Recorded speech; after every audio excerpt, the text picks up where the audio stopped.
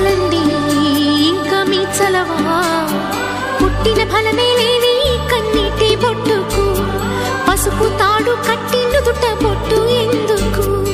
ఎవరెవరి అడుగులెటువైపు పడును ఎరిగింది ఎవరు లేరమ్మా.